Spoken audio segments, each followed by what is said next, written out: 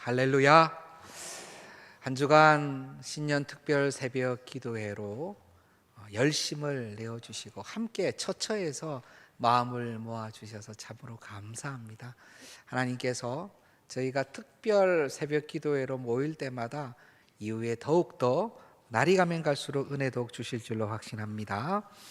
자, 오늘 주의 손이 함께 하면이라는 제목으로 하나님의 말씀을 나눌 텐데요. 이번 한 주간 우리가 열심히 특세하는 동안 우리 대한민국에서는 엄청난 전환점이 하나 생겼습니다. 이전과 이후가 완전히 다른 그 점을 전환점이라고 그러죠. 이전에는 이랬는데 그 이후로는 이렇다. 어떤 것이 있을까요? 이번 한 주간 우리가 더 이상 게를 먹지 못하게 됐습니다. 아세요? 예, 개고기를 먹는 것이 이제 불법이 되었고요. 개를 도축하는 것도 불법이 되었습니다. 관심이 별로 없으시군요. 예, 저는 관심이 많다기보다는 우리 한 분 권사님께서 혹시 목사님 개 드세요? 그래서 권사님 이제 불법입니다. 제가 그렇게 말씀을 드렸었어요. 큰 전환점이죠. 우리 대한민국 반만년 역사라 그러는데 이때까지 없던 그런 전환점이 생긴 것이고, 또 많은 분들이 고개를 끄덕이는 분들도 많이 계시고, 또 어떤 분들은 뭐 이해는 되는데 또 먹는 것을 또 규제 꼭 해야 되나? 그건 또 조금 이상하긴 한데 하는 분들도 계시고, 뭐 다양한 의견들이 있습니다. 제가 뭐 맞고 틀리고를 말씀드리려고 하는 것이 아니라 그런 전환점에 대해서 말씀드리려고 하는 거예요. 인류의 3대 발견이 있습니다. 이때 이후도 굉장히 큰 전환점이 있었어요. 이것이 발견되고 나서 큰 전환점이 있었는데, 저는 처음에 3대 발견을 좀 서치를 해보려고 하다가 이것이 무슨 전기가 있지 않을까라고 생각했는데 알고 보니 아니에요. 무엇이냐면 불, 바퀴, 그리고 하나는 화폐입니다. 화폐. 그때 이후로 문명의 큰 전환점들이 생겼다는 것입니다. 그렇죠. 불이 발견되기 전과 후는 얼마나 다를까요? 바퀴가 발견되기 전과 후는 얼마나 다를까요? 이 화폐라는 것도 그 이전에는 물물 교환을 했잖아요. 맞죠? 서로 내가 소금 이만큼 주면 너는 고구마 이만큼 주고, 고구마는 2개인데 소금은 한가득이다. 그럼 뭔가 좀 뭐가 안 맞는 것 같지만 일단 물물 교환을 했는데, 그것의 중심에 화폐라는 것이 생긴 것은 엄청난 큰 변화다라고 이제 인문학자들이 생각을 하는 것입니다. 오늘 이 말씀을 드리는 것은요, 사실 이 성경에도 큰 변화, 전환점이 있는데, 그것이 바로 사도행전 11장 18절 우리가 처음 읽은 본문의 말씀인 거예요. 제가 한번 읽어보겠습니다. 그들이 이 말을 듣고 잠잠하여 하나님께 영광을 돌려 이르되, 그러면 하나님께서 이방인에게도 생명 얻는 회개를 주셨도다 하니라. 아멘. 사도 베드로가 요빠에서 고넬료 집안 사람들에게 세례를 주고 그들이 방언하고 성령에 충만한 것을 보고 이방인에게도 성령을 주시고 회개하는 믿음을 주셨다는 것을 알게 되었어요. 그런데 예루살렘에 있었던 다른 사도들, 다른 리더십들은 베드로 사도가 거기서 돌아오자마자 야, 내가 소식을 들었어. 당신 이방인하고 같이 식사하고 교제했다며, 그러면 되는 것이야 라고 했는데 베드로가 이 얘기를 한 것입니다. 그러자 그들이 어떻게 됐다고요? 잠잠하여. 그래? 하나님께서 그렇게 하셨다고? 그러자 이제 그들은 곧 하나님께 영광을 돌리는 거예요. 오 하나님, 하나님께서 이방인에게도 생명 얻는 회개를 주셨도다 하고 선포를 하게 된 것입니다. 굉장히 놀라운 일이에요. 왜냐하면요, 불이 발견이 되었다 하더라도 모두가 불을 쓰는 것은 아니에요. 한동안요, 저거는 이상한 요상한 귀신의 장난이야 하면서 절대 불을 안 쬐는 사람들이 있었을 것입니다. 바퀴가 발명되고 발견되었다 하더라도 저것으로 가면은 오히려 다칠 수도 있어. 저거 만드는 게 너무 힘들어. 나는 걷는 게 더 좋아. 뛰는 것이 더 빠른데 뭐 바퀴 빠르지도 않은데 뭐. 그렇게 하는 사람들이 분명히 있었을 거예요. 화폐도 마찬가지 아니겠습니까? 지금 이방인에게 회개하는 믿음, 구원 얻는 영광이 주어졌을 때라도 아니야, 그건 더 확인해 봐야 돼, 그건 좀 이상할 수 있어, 우리가 잘못 볼 수도 있어, 그렇게 할 수도 있지만 지금 이 성숙한 사도들과 예루살렘에 있는 리더십들은요, 그 말을 듣고 그러면 성령을 주시고 예수 그리스도를 주로 고백한다면 그것은 이방인들에게도 구원 얻는 믿음을 주신 것이다 라고 영광을 돌리고 선포하는 거예요. 이 얼마나 성숙하고 멋진 광경인지 모릅니다. 사실 우리가요, 어떤 우리의 기준이 바뀐다고 하더라도, 우리의 생각이 바뀐다고 하더라도 우리의 육체와 행실이 변화되는 것은 쉬운 것은 아니에요. 머리의 생각과 우리의 행동과 우리의 의지는 다르게 갈 수 있어요. 이전에 제가 20년 전에 본 영화 중에 굿 윌 헌팅이라는 영화가 있습니다. 20년도 더 된 영화예요. 혹시 안 보신 분들이 있다면 저는 추천을 드립니다. 기독교 영화는 아닙니다. 하지만 기독교인, 그리스도인의 관점에서 보셔도 좋을 수 있는 영화라는 생각이 들어요. 거기에 주인공이 윌 헌팅이라는 주인공인데요, 어릴 때 학대를 많이 받은, 양부에게 학대를 많이 받은 아이인데 천재입니다. 굉장한 천재라서 아무리 어려운 문제도 다 풀고, 그런데 그 학대 때문에 그 인생이 갇혀가지고요, 한 걸음을 나아갈 수가 없어요. 그래서 그냥 유명한 대학에서 청소부 일을 하다가, 그런데 또 마음엔 본인이 천재니까 좀 드러내고 싶은 마음이 있죠. 어려운 문제가 이렇게 칠판에 적혀 있으면 아무도 못 푸는데 몰래 가서 풀어내는 거예요. 그래가지고 여차여차해서 인정도 받고 천재성을 인정받고, 그런데 이 친구가 그럼에도 불구하고 과거에 매여서 헤어나오지를 못하니까 아주 좀 충실한 심리학 교수님하고 상담을 하게 해줘요. 그런데 이 교수님이 이 학생을 사랑하고 함께 공감하고 아주 친하게 말씀과 대화를 나누는 시간들을 가집니다. 그러다가 거의 마지막 때쯤, 상담의 마지막 때쯤에 교수님이 얘기를 해요. 윌아, 네가 그렇게 학대받고 어린 시절을 보낸 것, 그거 너의 잘못이 아니다 라고 얘기를 합니다. 그때 윌 헌팅, 이 청년이요, I know, 예 알아요, 예, 저도 압니다. 그러니까 교수님이 아니 그건 네 잘못이 아니라고. I know, 나 알아요, 내 잘못 아니죠. 내가 바본가요? 이 얘기는 안 했어요. 그냥 I know, 그냥 알아요 라고 했어요. 자기도 알죠, 자기는 천재인데 그게 자기 잘못이 아니란 건 압니다. 그런데 다시 교수님이 얘기해요. 야, 그거 정말 네 잘못이 아니라니까. 그러니까 그때는 이제 화를 냅니다. 안다니까요. 아니 왜 교수님까지 나한테 왜 이러세요?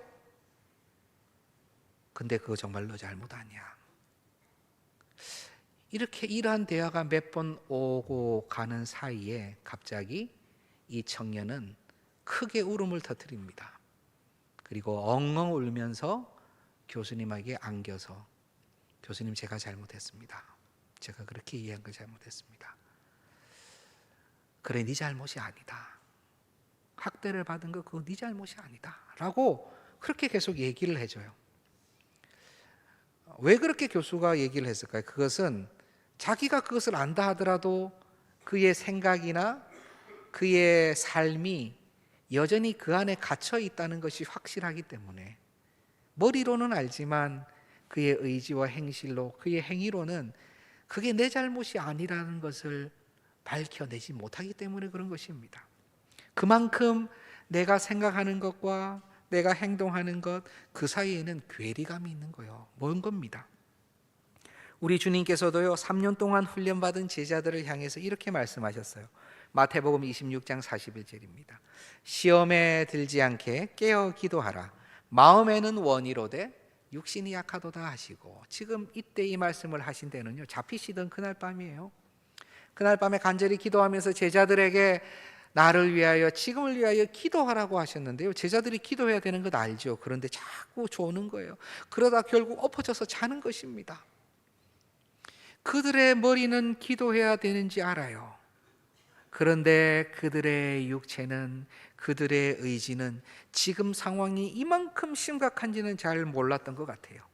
우리 주님께서 지금 잡혀가시고 지금 고난받으시고 십자가에 곧 달리실 거라는 그 엄중한 일들이 있을 수 있다는 사실은 계속 들어서도 알고, 우리가 기도해야 된다는 것도 아는데, 그런데 그 심각성과 내 마음의 훈련과 내 육체의 훈련이 되어 있지 않으니까 기도의 자세는 잡았지만 자는 것입니다. 그래서 모든 성도들은, 주님의 제자들은요, 마음의 훈련이 필요해요. 아, 주님께서 나를 구원하셨구나가 내 입술에서 머물지 않고, 처음에 고백은 그렇게 시작합니다. 그런데 정말 주님이 나를 구원하셨구나가 내 삶의 각인이 되는 데는요, 훈련이 좀 필요합니다. 육체의 훈련이 필요합니다. 제가 특별 새벽 기도회 기간에 말씀드렸지만, 우리 목회자들끼리 만나서 얘기할 때 영성은, 제가 세자라고 얘기했어요. 영성은 노가다다라는 얘기를 목회자들이 그냥 좀 웃으면서 한다고 그랬어요. 노가다다라는 말이 조금 거친 말이지만 왜 그렇게 얘기하냐? 영성이 어디서 나오냐면, 나를 복종시켜 그 시간을 억지로 지키며 힘을 내어서 그 자리를 지키려고 애를 쓰는, 노가다와 같이 힘든 그러한 일들을 그렇게 해보려고 경건의 훈련을 해보는 사이에 하나님께서 그 그릇에 부어주시는 게 있다는 거예요. 이것을 우리가 구원받자고 하는 것이 아닙니다. 하나님의 뜻을 알고도 행하지 못함에 우리의 마음과 행실이 연결되는 것에 우리가 애써야 된다는 것이에요. 애쓴다고 우리의 공로가 되는 것도 아닙니다. 왜냐하면 우리는 힘을 내어 애써보지만 사실 성령께서 그 가운데 다 역사하신 것이죠. 진실은 애초부터 성령께서 우리 안에 착한 일을 시작하셨다고 성경 말씀대로 선포하는 것이 맞을 것입니다.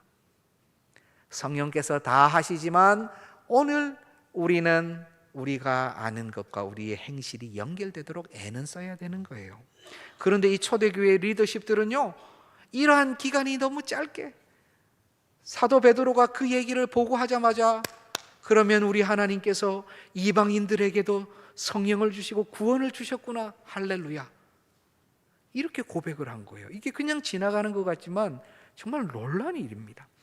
이렇게 찬양하고 헤드십들이 예루살렘에서 선포하는 동안 흩어진 성도들, 스데반 집사님의 순교 이후 핍박을 받아서 흩어지는 성도들도 동일했어요. 오늘 사도행전 11장 19절의 본문의 말씀 제가 한번 읽겠습니다.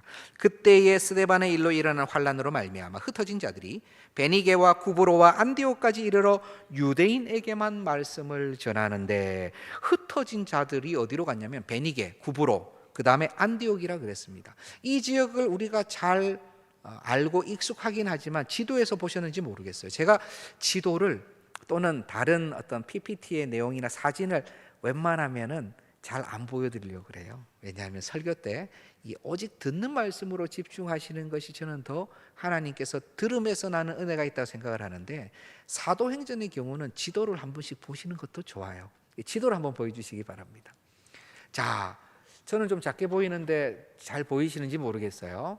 가만히 보면 예루살렘이 보이십니까? 찾으셨어요? 예, 예루살렘 옆에 파란색으로 보이는 것이 바로 사해입니다. 그러면 저기 가이사랴라고 되어 있는 거 맞죠? 가이사랴. 예. 그 위에 조그맣게 보이는 파란색이 아마 갈릴리일 겁니다. 그리고 조금 더 올라가면 빨간색으로 뭐라고 적혀 있습니까? 베니게라고 적혀 있죠. 베니게는요, 그래서 큰 지역이에요. 큰 지역. 밑에 유대라고 되어 있잖아요. 유대 땅하고 위상이 거의 비슷한 곳이 베니게입니다. 베니게는 영어로는 페니키아가 바로 그 해양 민족, 해양 족속들이잖아요. 저 일대가 다 해안, 그 베니게가 페니키아 지역이라는 거예요. 그리고 이제 베니게로 갔다가 구브로로 간다고 하면, 구브로 어디 있습니까? 바로 옆에 이상하게 참치처럼 생긴 거 보이세요? 섬? 예, 저기가 바로 구브로예요. 구브로. 영어로는 사이프러스 섬이죠.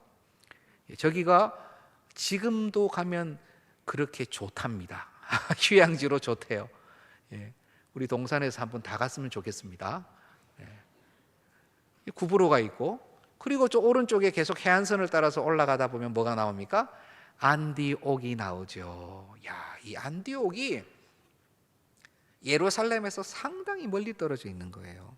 저기까지 다 성도들이 도망간 것입니다. 피난하고 올라간 거예요. 베니게를 지나서 구브로로도 가고 안디옥으로도 가고, 그 왼쪽에 보이는 다소가 보이죠? 다소 저기가 바로 사도 바울의 고향입니다. 그러니까 다소 지방 사람이니까 사실 사도 바울도 유대인 디아스포라 출신이에요. 근데 유명한 가문인 거죠. 저기서 얼마나 유명했는지, 로마 태어나면서도 로마의 시민권자면서도 정통 유대인이고 가말리엘 문화에 있었고. 안디옥까지 왜 갔냐? 안디옥이 당시 굉장히 큰 도시입니다. 저기 지중해라고 하는, 저기 로마까지 다, 옆으로 가면 로마까지 다 포함한 지역에서 가장 큰 도시가 로마. 두 번째 큰 도시가 알렉산드리아인데요. 알렉산드리아는 이집트의 제일 위에 있어요. 지금 지중해에서 보이지는 않지만 저기 구레네라고 적혀 있는데 보이세요? 밑에? 구레네에서 그 중간쯤에 알렉산드리아가 있어요. 거기 그 당시에 세계에서 가장 제일 큰 도서관이 있었습니다. 그것이 바로 두 번째 큰 도시. 세 번째 큰 도시가 지금 보시는 안디옥입니다. 인구가 50만이 넘었고요. 수많은 이교도들과 수많은 인종들이 범벅이 되어서 당시에 지금으로 얘기하면 메가시티인 거예요. 당시의 뉴욕입니다. 상업이 발달되어 있고요. 황제의 이름을 따서 안티오코스라는 이름을 따서 안디옥인 것입니다. 거기 구레네를 잠깐 설명을 드릴까요? 구레네, 퀴레네라고도 하는데요.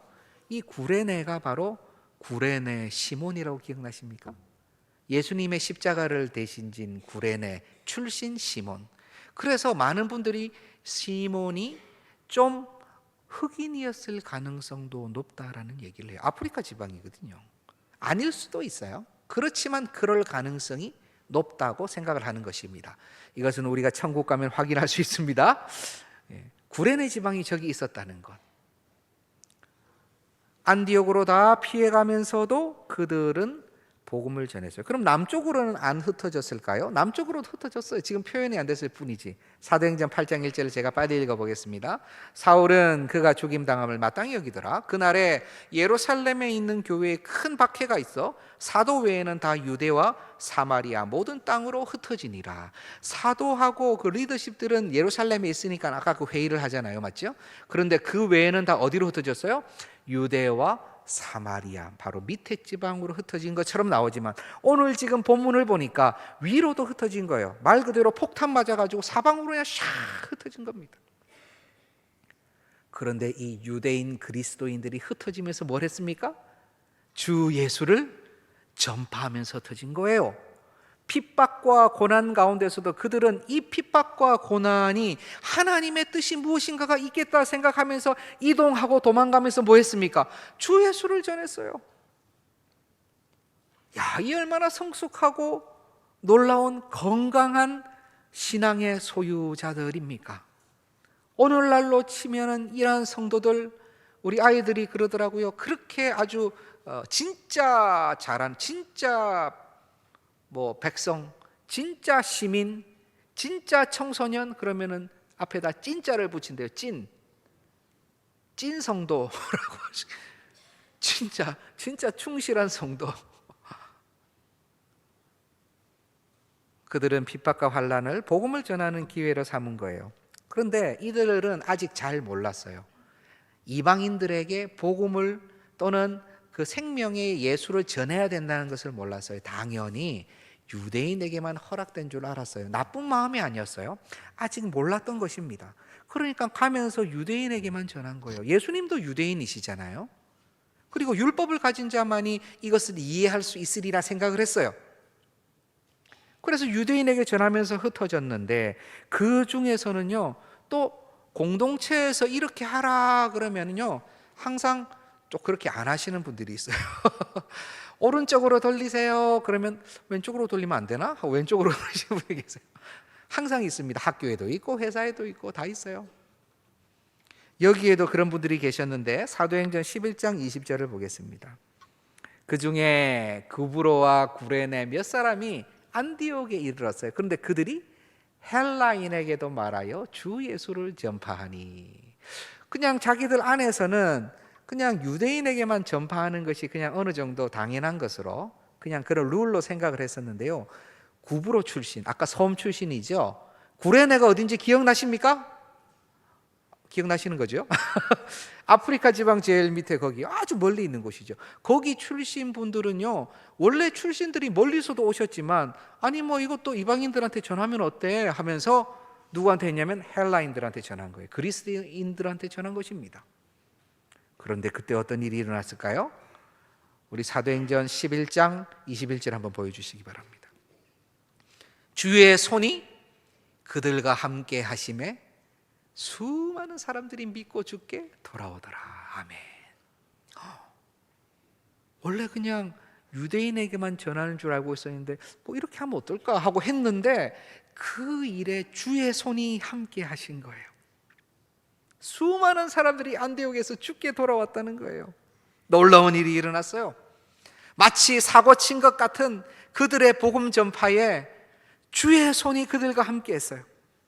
주의 손이라고 하는 것은요, 성경에서 여러 모양으로 나옵니다. 주님의 도우심, 주의 역사, 주의 기적이라고 해석되지만 실제로 주의 손은요, 성령의 다른 이름이에요. 성령을 성경이 지칭할 때 많은 명칭이 있는데 선한 영, 진리의 영, 거룩한 영, 그리스도의 영, 아들의 영, 파라클레토스, 상담자, 내담자, 위로자, 많은 이름이 있습니다. 그런데 그 중에는 주의 손도 성령의 이름으로 나옵니다. 누가복음 1장 66절을 볼까요? 듣는 사람이 다 이 말을 마음에 두며 이르되 이 아이가 장차 어찌 될까 하니 이는 주의 손이 그와 함께 하심이로라. 이 아이는 세례 요한이거든요. 세례 요한이 벌써 어릴 때 보았을 때도 주의 손이 함께 했어요. 손이 지금까지 옆에 있었던 얘기입니까? 아니죠.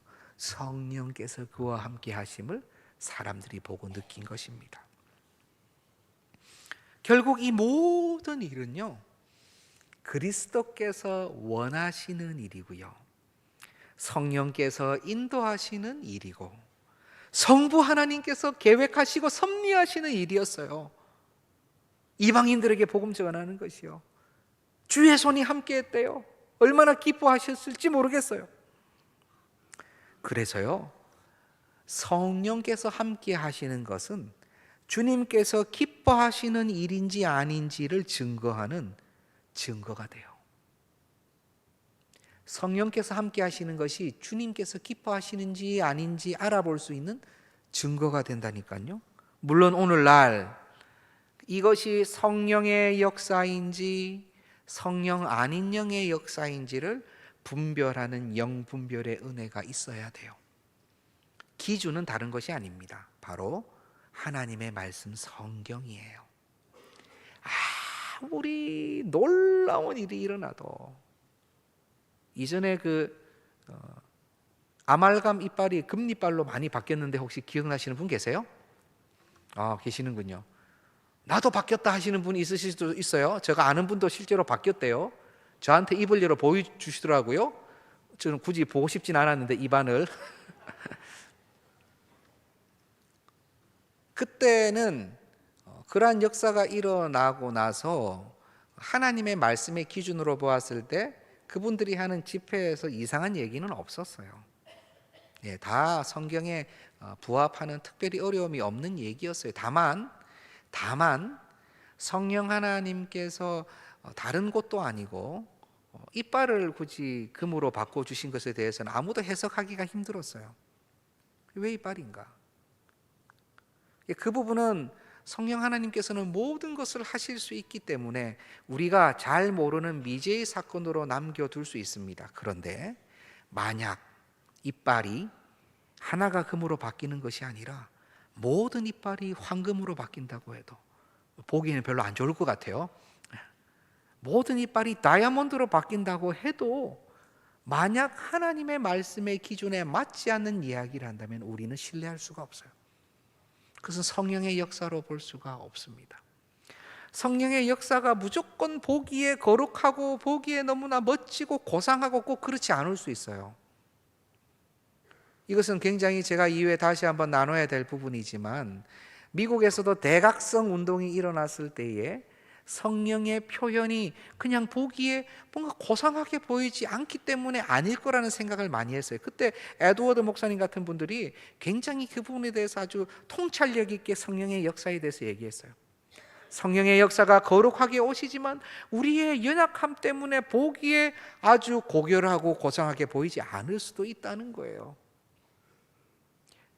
방언의 모습이나 어떤 그러한 모습들이요, 좀 예쁘고 그냥 아름답고 고결했으면 좋겠는데 아니 좀 아닌 것 같은데 그렇다고 함부로 판단하면 안 된다는 것입니다. 사도 바울의 손수건이 얹어져서 병든 사람이 나왔습니다. 그 손수건이 능력이 있는 거예요? 그건 아니죠. 손수건을 우리가 박물관에 갖다 놓아야 되나요? 그건 아닙니다. 성령 하나님의 역사예요. 성령 하나님은 손수건에도 잠시 역사하실 수 있는 인격, 자유함이 있으세요. 성령 하나님께서는 당나귀가 잠시 말을 할 수 있도록 할 수 있는 능력이 있어요. 그렇다고 우리가 그 당나귀를 신주 따지 모시듯이 모셔야 되나요? 아니라니까요. 성령 하나님은 자유가 있으세요. 그러나 우리는 영분별을 해야 되며 그 현상을 보아야 되는데 기준은 오직 하나님의 말씀뿐입니다. 그래서 저는 우리 사랑하는 동산의 권속들에게 부탁을 드리고 미리 경계를 드립니다. 혹시 얼마 지나지 않아 세태가 너무나 악하게 돼요. 이곳에 그리스도가 있다, 저곳에 그리스도가 있다, 저기에 난 그리스도는 죽은 자를 이렇게 세웠다, 벌써 3명이나 이렇게 세웠다 하더라도 그곳에 달려가지 않기를 소원합니다. 하나님의 말씀이 바로 선포되는지, 하나님의 말씀의 기준에 정확하게 부합되는지를 판단하셔서 그 말씀을 판단하는 이에 귀를 기울이셔서 아니면 아닌 거예요. 성경에 이미 죽은 자를 불러 일으켜 세우신다는 악한 영이 그렇게 할 거라는 것이 다 예언이 되어 있습니다. 성경을 모르면 거기 가는 거예요. 죽은 자가 일어났대. 그럼 믿어야 되는 거 아니야? 아니라니까요. 태양이 멈추어도 하나님 말씀과 다른 얘기를 하고 우리에게 전해주신 것과 다른 얘기를 하면 천사가 지금 날라와서 여기에서 날갯짓을 하고 선포하더라도 우리는 신뢰하시면 안 돼요. 이미 주신 하나님의 말씀이 우리의 기준이에요. 당시에는 아직 신약의 말씀이 다 적혀지지 않았습니다. 그래서 예루살렘 교회는요, 바나바를 그 현장에 보내야 될 필요성을 느꼈어요. 그런데 바나바는 굉장히 이 부분에 적합한 분이에요. 왜냐하면 너무 성경이 칭찬을 많이 해요. 착한 사람이다, 성령의 믿음이 충만한 사람이다 뿐만이 아닙니다. 신뢰를 받는 사람이었고요. 출신이 어디냐면 구브로 섬 출신입니다. 안디옥하고 가까웠어요. 디아스포라 출신이에요. 이러한 상황을 잘 이해할 수 있고 언어에도 능숙해요. 보냈습니다. 가서 보았더니 어떤 일들이 일어났을까? 사도 바나바가 얘기하는 것을 들어봅시다. 사도행전 11장 23절 24절입니다. 그가 이르러 하나님의 은혜를 보고 기뻐하여 모든 사람에게 굳건한 마음으로 주와 함께 머물러 있으라고 하나니 바나바는 착한 사람이요 성령과 믿음이 충만한 사람이라 이에 큰 무리가 죽게 더하여 지더라. 아멘. 바나바는요, 그곳에 가보니까 아마도 막 능력이 나타나고 복음의 메시지가 선포되고 하지만 그들의 이교도적인 약점이 보였을 것이고 과도한 열정도 보였을 것이고 뭔가 이렇게 유대인처럼 산뜻하게 정리되지 않는 것들도 보였지만요, 그러나 하나님의 말씀이 선포되고 회개의 은혜가 있고 믿음이 있는 것을 보고 기뻐하였습니다. 그리고 모든 사람에게 굳건한 마음으로 주와 함께 머물라고 그랬어요. 그랬더니 바나바라는 리더십이 그 안에 들어가서 위로하고 권면하고 말씀을 가르치니 큰 무리가 죽게 더하여졌습니다. 주 예수를 전파하였을 때에 많은 무리가 죽게 돌아왔는데 그 안에 바나바와 같은 자가 들어가니 더 큰 무리가 더 주 안에 돌아왔어요. 그뿐만이 아닙니다. 바나바는요, 사울을 찾으러 다소에 가요. 그 당시에 사울 아시잖아요. 바울 아시잖아요. 그 열정으로 가지고 주님께서 회심시키자마자 그냥 여기저기 가서 그냥 다 예수님 복음 전한다고 막 들이밀다가 그 전까지 자기가 한 일은 생각지도 않고, 그러니까 성도들이 두려워하는 거예요. 저 사람 저렇게 막 연극하다가 우리 잡아가는 거 아니야? 안 받아줘요. 그러니까 막 고생하다가 다시 어디로 가요? 고향으로 가가지고 어깨가 축 늘어져 가지고 있는 거예요. 그 사울을 지금 바나바가 찾아가는 겁니다. 사도행전 11장 25절 26절 볼까요? 바나바가 사울을 찾으러 다소에 가서 만남에 안디옥에 데리고 와서 둘이 교회에 1년간 모여 있어 큰 무리를 가르쳤고 제자들이 안디옥에서 비로소 그리스도인이라 일컬음을 받게 되었더라. 아멘. 바나바는 혼자서 하지 않았어요. 동역자를 불렀어요. 그것도 움츠려져 있는 사도 바울을 불러서 함께 일했는데요, 1년 동안 거기서 유하면서 그들을 가르치고 훈련하고 애썼더니요, 제자들이 거기서 이제 다른 사람으로부터 어떤 명칭을 받게 되냐? 그리스도인이라는 명칭을 받게 되는 것입니다. 어디서요? 예루살렘? 아닙니다. 안디옥에서. 가장 악명이 높고 가장 큰 도시, 가장 이방신이 많고 이교도들이 득실득실하고 다인종들이 있는 그 도시에서 그리스도인이라는 칭함을 처음 받게 되는 거예요. 저는 우리가 다시 예수쟁이라고 좀 불렸으면 좋겠어요. 아유, 저 사람은 입만 열면 예수야. 밥 먹으러 가자면 가서 예수 얘기하고, 어디 가면 또 예수라 그러고, 아유, 예수쟁이. 그게 우리의 자랑이에요. 그게 사실은 우리의 자랑이에요. 우리는 지금 우리의 입으로 예수를 얘기한 지가 너무나 오래된 것 같습니다. 주 예수를 전파할 때에 주의 손이 임하게 되는데, 성령께서 임하시게 되는데, 우리는 주 예수를 전파한 지가 혹시 너무 오래되지 않았어요? 그리고 오늘날에는 바나바와 같은 그러한 격려자, 권면자가 너무나 필요합니다. 위로자가 필요해요. 거짓 선지자처럼 무조건 괜찮다, 아유 이러다 보면 잘 된다, 그런 거짓 선지자는 하나님께서 저주하실 거예요. 그런 게 아니고, 그냥 잘했다 칭찬하자는 게 아니고, 연약해도 부족해도 할 수 있다고 격려하고 소망하고, 우리의 잘못, 우리의 연약함, 우리 한국교회의 아픔을 함께 끌어안고 기도할 수 있는 저는 지도자가 필요하다고 생각해요. 한국교회의 부족함, 연약함, 목회자와 성도들의 연약함, 부족함을 그렇게 판단하고 비판하고 하지 않아도 우리 잘 알아요. 왜 많은 SNS에 많은 영상으로 그렇게 한국교회의 연약함과 부족함만 지적하면 많은 사람들이 그거 보고 야, 그럼 예수님 믿어야 되겠다, 교회 가야 되겠다 생각할까요? 그것은 우리 안에서 해야 될 일이고요. 왜 그렇게 비판하고 왜 그렇게 판단하면서 홀로 고결하게 서 있냐 말입니다. 우리는 그럴 수 없어요. 능력자가 필요한 것이 아닙니다. 판단자가 필요한 것이 아닙니다. 오히려 바나바와 같은 그러한 격려자가 필요한 거예요. 우리 교회에 이러한 격려자가 필요합니다. 우리의 리더십들이, 우리의 구역장님들이, 우리의 청년 리더십들이 한 명 한 명 영혼들을 끌어안고 격려하고 권면하고, 연약함은 끌어안고 함께 울고 기도할 때에 이러한 은혜가 생기는 거예요. 주의 손이 함께 할 때 수많은 사람들이 죽게 나왔어요. 충성되고 신실한 바나바와 같은 자들이 무리와 함께 할 때 다시 많은 영혼들이 죽게 더하여졌어요. 죽게 더하여졌어요. 지금 우리는 어떻게 해야 됩니까? 한 주간 특별 새벽 기도회가 끝나고 이제 주의 손이 우리에게 강력히 임하여서 우리의 손도 강해지기를 소원하는데 어떻게 해야 될까요? 다른 것 아닙니다. 먼저 우리는 우리의 입을 열어 주 예수라는 그 이름을 부르고 선포하고 전해야 돼요. 입을 열어요. 주 예수라는 이름을 고백하고 전해야 돼요. 우리는 너무 지금 어떻게 보면 너무나 정리가 잘 되어 있어요. 너무나 우아해요. 너무나 단정해요. 내 입으로 주 예수를 전파하기에는 나의 인격이 그것을 사회에서 허락하지 않아요.